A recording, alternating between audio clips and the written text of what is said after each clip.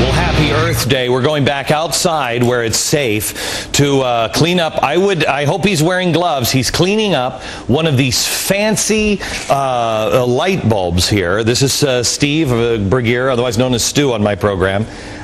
Stu, can you hear me? Yeah, I can. Okay, are you okay, man? I do have a breach in this glove. I don't know if you could see that. Oh, we're going to get you to the hospital soon. Okay, yeah, we'll go right directly to the next step, according to the EPA, is you carefully scoop up the glass pieces and powder using stiff paper and cardboard. Do not, whatever you do not use your hands. The thing about this cardboard glass, you can cycle it to clean up other disasters that environmentalists create as well. Right, but cardboard's really actually bad for the trees, but we'll get into that. Okay, listen, here's what I need you to do. Scoop it up all with a cardboard, and then you need to put it into a glass jar. You have one? Yeah. Good thing you were prepared for an emergency light bulb break. Just happen to have a glass jar. By the way, gang, this is what you're really supposed to do. Do not vacuum these things up. They're not kidding. No, do not. And if it gets on your clothes, do not wash them. Throw them out. That's actually in the literature. Okay, we're going to come back to you here in just a second. Now, President Obama marked Earth Day with a visit to a wind energy plant in Iowa. You think if you really cared about the Earth, you would have saved all the CO2 and not flown to Iowa. Maybe. He went for the new era of energy exploration in America. Steve Malloy joins me now. He is the founder of junkscience.com and the author of Green Hell, How Environmentalists Plan to Control Your Life and What You Can Do to Stop Them. You know, Steve, I'm just looking at this light bulb. First of all, will you verify, sir, that we're not making up any of these rules? This is what you're really supposed to do. Oh, absolutely. Every state EPA and the federal EPA website has the 15-step procedure for cleaning one of these things up. They all contain mercury. They're easy to break, and it's a nightmare to clean up. Okay. By the way, all of the steps, in case you've just broken one and you went, oh my goodness, what do I do? All the steps at foxnews.com. Our celebration of Green Day. Okay, it has additional instructions here on the bottom of the light bulb here. It says, caution, risk of electrical shock. What? Then it says, do not use where directly exposed to water. Are we this dumb? Have we really become this country? And where I want to start with you is, this is made in China. Right. Where are regular light bulbs made? Think of all those greenhouse in Kentucky. And Congress has passed this wonderful law banning the bulbs made in Kentucky. So now we're going to be importing the Chinese light bulbs, which contain mercury, don't really work very well, are more expensive, and will not save the planet. Well, wait a minute. They have to sell the planet. I don't understand how are we getting them over from China? Are those big boats, those cargo ships? Are those hybrids? Do you know?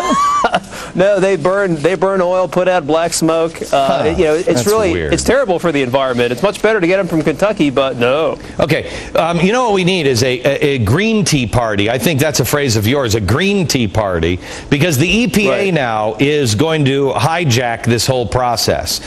Can you explain what the EPA has done this last weekend? Well, the EPA is proposing to label our breath and carbon dioxide, which plants need to survive, a hazardous substance to the public welfare. And what that's going to wind up doing is enabling the EPA to impose a whole new level of regulation that's going to send you know, our monthly electric bills up by 50 to 100% or more. Wait a minute. It's going to wind up raising the... Wait a minute. That's crazy talk. Can't be 50 to 100% more increase in our... Oh, it is. It is. How's that? Last year when they tried global warming light, the CEO of Duke Energy came out and said, you know, this is going to cost me to spend billions of dollars a year. I'm going to have to pass these costs on to my consumers. Their rates are going up 40%. Well, what President Obama wants to do is 4 to 5 times worse than global warming light of last year. So you do the math. It's anywhere from 50 to 100% or more. All right. Steve, you know, here's the thing. I mean, I don't know if you ever watched Neil Cavuto, but he's a great guy, a really brilliant man, and it's a great show. So I was watching this afternoon, and he had some clown on. I don't even know who it was. And they were like, no, because you're going to use less energy. So sure, it'll cost more, but you'll just use less. Really? Is that how it works? Right. And this is going to be a disaster for our economy because we need energy for economic growth. Of course, the Greens don't like economic growth because they say it's destroying the planet. You know, we're in for poorer lives, less free lives, more inconvenient, less comfortable, less dignified lives. I talk about this in Green Hell. You know, and we've got this year to stop it. 2009 is the big push by the Greens. No, I know, and Nancy Pelosi says it's going to happen this year. More with Steve next, right. And still more cleaning up to do with this light bulb. I mean, dustbuster. And you're done. Coming up next. It's Earth Day, and you know this program, we're as green can be, and we want to show you how easy it is, how lucky we are to have these fluorescent light bulbs.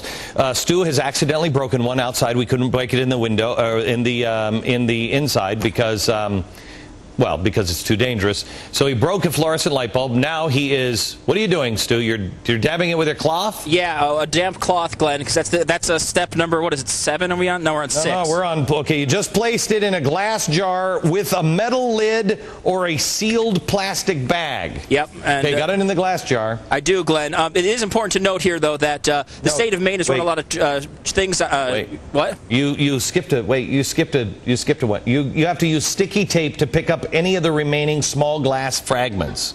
Oh my God, are you serious? I am serious. You know how you could, I mean, you could die. Grab the sticky tape, pick up the small glass fragments. This is how, no, I think you could, is that how you do it? I'm getting a little nervous, Glenn. I know. I've been exposed for quite a long time. I know. They say that even if your floor is clean, you can still get mercury levels over 150 times the acceptable level. This tape is horrible, by the way. This is, okay, so then you got it. When you do that, then you can wipe the area clean with a damp paper towel or disposable wet wipes. Then you have to place the towels in a glass jar or plastic bag. I don't know if it's a separate one, but I think we're okay. I think we'll be safe with that, Okay, Glenn. then there's one last step, America. No, not making this up. This is really the list from the EPA. If you break one of these light bulbs, this is what you're supposed to do.